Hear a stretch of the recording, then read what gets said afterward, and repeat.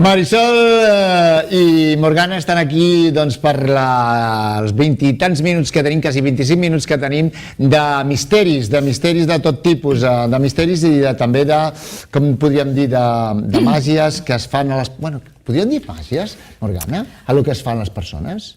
Home, depèn del que estiguis. Per exemple, quan tu li vols fer, per exemple, doncs una... Reiki, fas un reiki o fas... No, el reiki no té absolutament res a veure amb la màgia. Per això t'estic preguntant.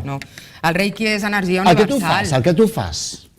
És que faig moltes coses i hi ha vegades que faig màgia i hi ha vegades que no, que és una teràpia i no té res absolutament a veure amb la màgia. El reiki no té res absolutament a veure amb la màgia. Res. És màgic. I, per exemple, si una persona et demana que posis, m'estic inventant, no? Una persona et demana que posis dues espelmes negres i dues blanques perquè tingui bona sort per la loteria o perquè aquella persona, m'ho estic inventant, o un mocador amb 2 nusos fets perquè aquella persona que està tan lluny s'arribi a enamorar de tu, això sí que seria màgia? Això seria màgia, el que passa que si m'ho demanen així jo no ho faré. No? Però si no dic res dolent... No perquè hagis dit res dolent, perquè si volen ajuda seré jo la que he de dir què s'ha de fer. No, això m'ho he inventat jo, però seria així, no? Però si a mi em ve algú i em diu posa'm 2 espelmes blanques i 2 negres per trobar equilibri, li diré no, et posaré el que jo cregui convenient, no el que tu em demanis. Encara que sigui un chorizo, o el que sigui. Bueno, sí, se puede poner un chorizo, una botifarra, todo depende. Escolta, no vaig desencaminat. Jo recordo la temporada, fa 2 o 3 temporades, que la nostra amiga, la Marisol, que també sap una miqueta de tot això, doncs ens va dir que havien d'agafar una taronja, l'havien de partir per la meitat, agafar un paper, ficar tot el que tu volies fer, tancar-la i ficar-la sota terra. Sí, i també es treballa amb llimones. Sí. I que també es treballa amb aliments. Pero botifarras no, ¿eh? No, botifarras no. Yo no sé de estas cosas, yo me hacía eco de lo que dice la gente. Yo de estas cosas soy muy ignorante, mi misión es ciencia de frontera, investigarlas. ¿Hoy vienes de Estíbaliz? No soy practicante y Morgana es practicante. ¿Hoy vienes de Estíbaliz? No, luego explico el porqué de las trenzas, que a veces me las ve la gente y me pregunta que por qué. Luego lo explico porque hoy viene a colación del cuento. Vinga, però luego, ara dejamos a Morgana perquè nos va a informar. Vinga, Morgana, explica'ns coses. Jo avui us volia parlar d'una celebració que tenim els Wiccans, que és celta, i és molt xula.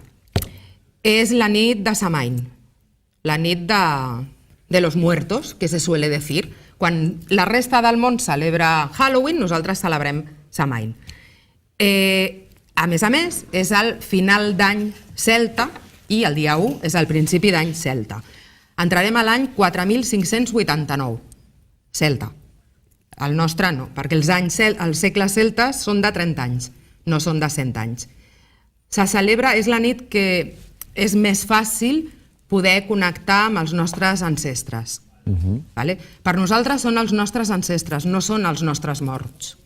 Aquí potser hi ha una de les diferències d'entre la cultura celta i les altres. A l'època dels celtes el que es feia era molt maco perquè es posaven carbasses als camins de les cases, no tenien les típiques cares que tenen ara, amb els ulls i la boca.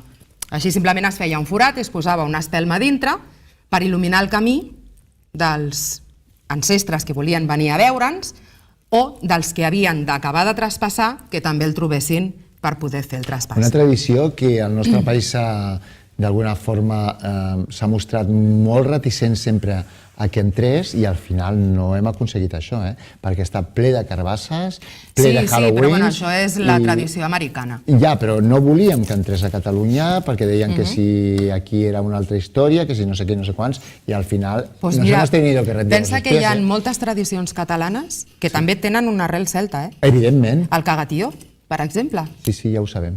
Vull dir que també parlarem, quan arribi el moment, de la relació del cagatió amb el tronc de Iule, que és la festivitat celta. Sí, però aquí saps que se li diu a la castanyada, sí. Però que s'ha intentat per tots els mitjans, no sé per què, perquè és que, escolta, sembla molt bé que sigui la castanyada, jo no és que sigui un defensor del Halloween, no, però escolta, per què no es pot ajuntar la castanyada amb el Halloween? Sí, no, a veure, de fet podem celebrar-ho tot, això està claríssim. Però és que hi ha molta gent que és molt purista i no, aquí només Halloween, no, aquí només la castanyada. La castanyada també té relació amb la festivitat aquesta que estic explicant. Ja ho sé, és que tot entrellaçat. Sí. Vull dir que no podem tampoc amagar... Filar tan prim. No, i amagar el nostre origen. Nosaltres també tenim un origen celta. Jo no sé si la nostra companya, crec que va ser la Marisol i alguns més investigadors que ens van comentar que quan parlem de la part celta d'Espanya, parlem de Galícia, i diuen que no, que s'estendria fins i tot fins a Madrid, o sigui, la meitat d'Espanya cap a dalt. Sí, fins a la Meseta. Exacte. Llegaron más abajo, sí. Llegaron a Andalucía y pasaron la frontera. Per això, però bueno, d'això... La prueba histórica, disculpadme, la prueba histórica sería la mención que ya hay en la Biblia del contacto judío, o sea, gente con los gálatas. Los gálatas son los celtas, como ellos denominaban. O sigui que ens podríem considerar un país, si no amb unes costums molt arrelades dels celtes, sí que un país amb alguna vinculació celta. Amali, és que si tu mires les tradicions catalanes, és que no n'hi ha cap que no tingui relació amb les tradicions celtes. Bueno, i així quasi tota la península, cuidado. Tothom, no només la península, tot el continent. Sí, a vegades la cultura celta arranca... Sí, però tu saps que moltes vegades intenten dir, no, és que Galícia és celta. Bueno, sí, poder sí, que és celta. És l'últim lloc al que van arribar i on més es van quedar. Vale, d'acord. Ja està, però van entrar pels Pirineus. Exacte. Van entrar pels Pirineus, perquè a Olot encara hi ha urnes celtes. Per això vull dir que formem part també d'aquesta cultura. Us traieu del cap, sembla per la història, per lo que ens explica la Morgana i per lo que expliquen historiadors i tot, que vivim en un país celta, o amb tradicions celtes, o que han estat els celtes. No només Galícia, que sí, que han estat més temps, però que vivim en un país celta. Jo, per exemple, veig més cultura celta a la part d'Astúries per exemple, que a la Galícia. Sí, senyor. Sí que potser hi ha més construccions conservades a Galícia, però jo trobo molt més celta tota la cultura asturiana que no pas la celta, i a Cantàbria igual. Bueno, què més?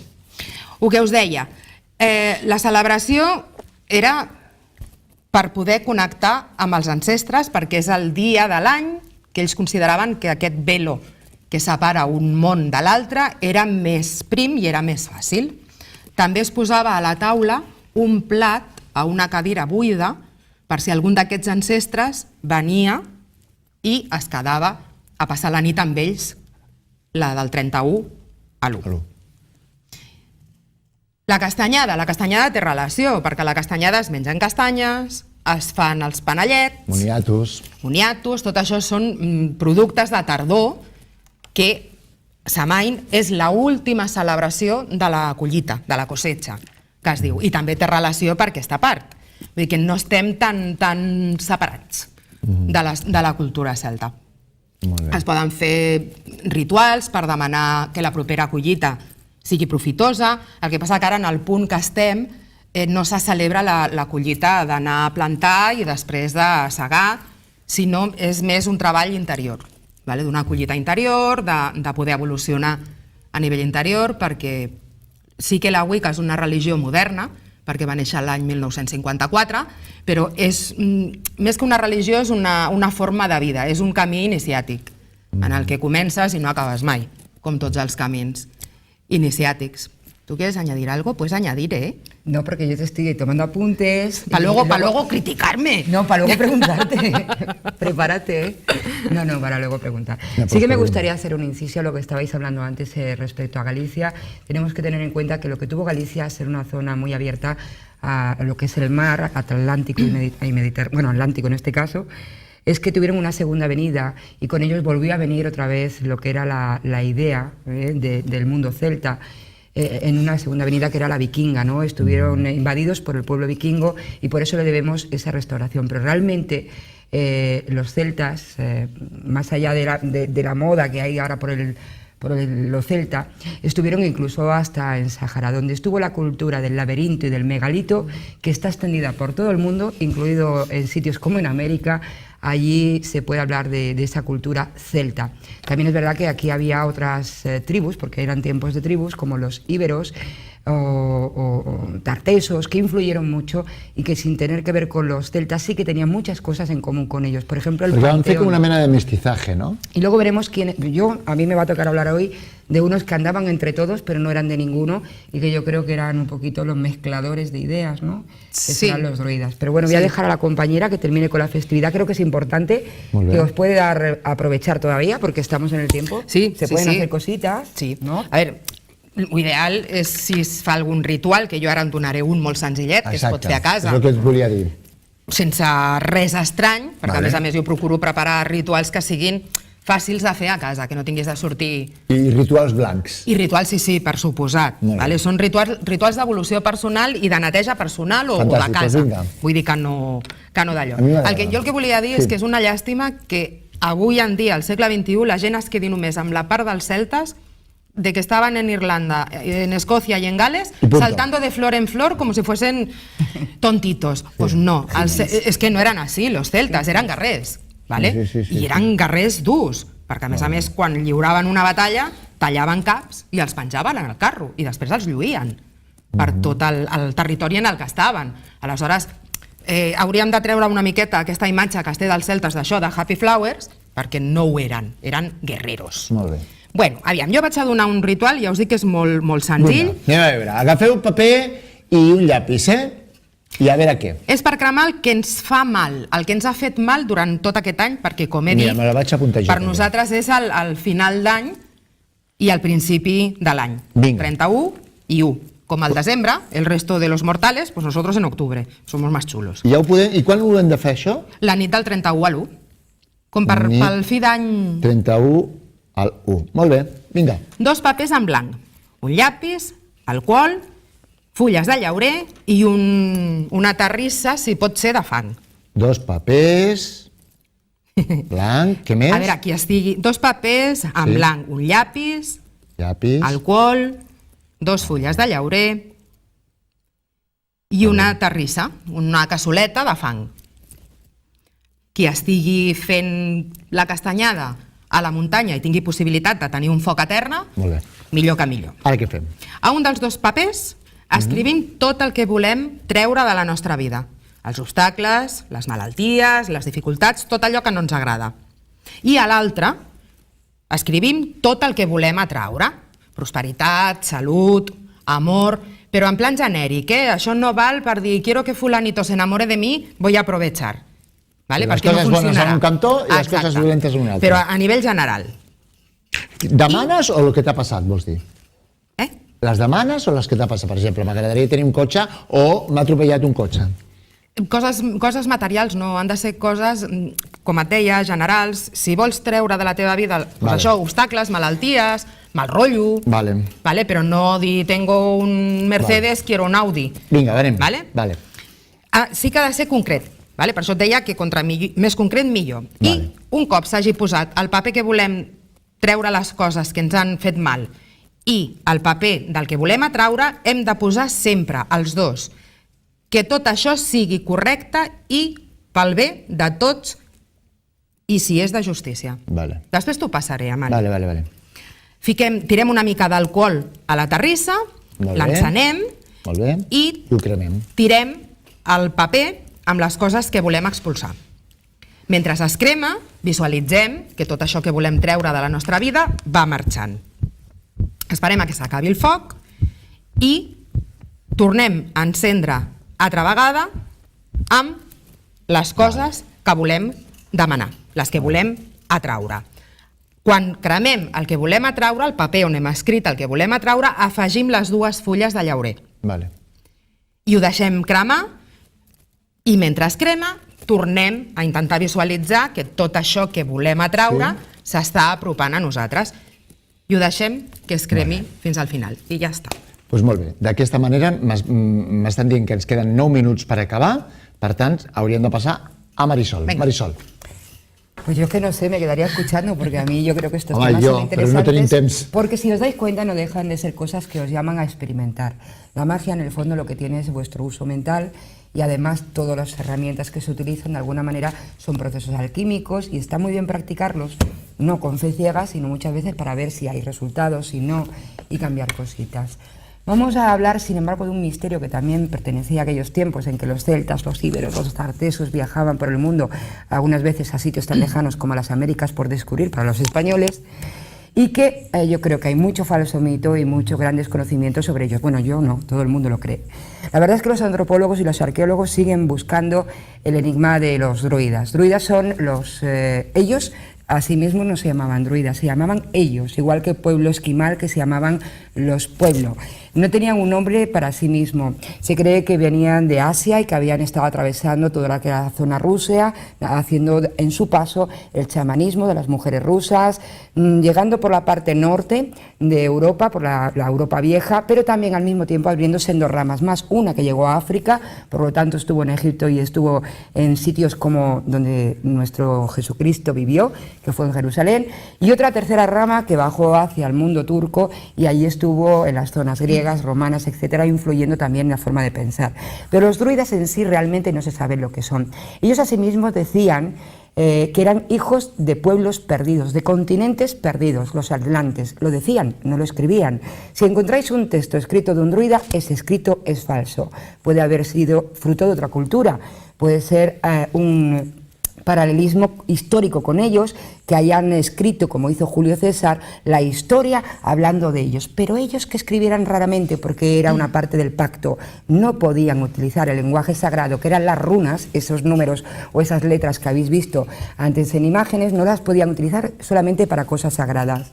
Su filosofía de vida era buscar científicamente dónde estaban, quiénes eran y cómo volver a casa. Estan passant imatges i els nostres companys les posen. Cómo volver a casa. Sí. Pero ya hablaremos de los druidas de forma más intensa porque aquí también puede participar Morgana, que sabe muchísimo sobre ellos y sobre los pueblos que vivieron con ellos.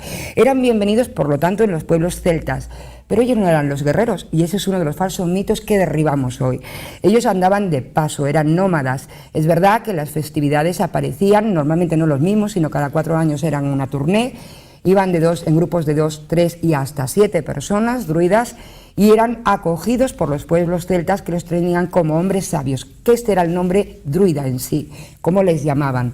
Pero ellos realmente, sus nombres, que eran desconocidos para los demás, eran reconocibles porque pertenecían a 3 linajes distintos según a la deidad a la que siguieran. Druidas que terminaban en el, que por cierto todos los ángeles que hoy en día utilizáis en la base cristiana terminan en él, Uriel, Samael, Rafael, etcétera, y esto nos debería de dar que pensar porque los druidas dicen que también podían ser esos esenios que custodiaban. ¿Os estoy metiendo mucha tralla, Amali? Continúa. Bueno, pues en casa, como yo sé que no sé si me estáis entendiendo, posiblemente sepáis más que yo, vamos a revisar el programa y si sois buscadores encontraréis cosas que digo sin poder decir.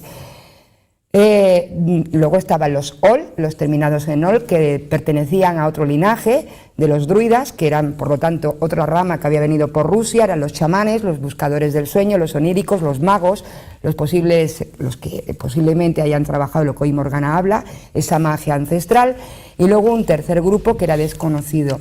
Asimismo se dividían en 3, para ellos el número 3 era, igual que para otros cultos, muy importante. Pero los druidas, en la noche de Halloween, les atribuyen cosas que pueden ser de ellos o de otros hombres santos que sí que habitaban en los pueblos celtas y que eran confundidos a veces. El hecho del nabo, bueno, pues estaba muy bien, pero hay una cosa que llevaban. Ellos llevaban su traje, que eran lanas, que no eran tan bonitos como los que vemos de la película, esas capuchas, ¿no?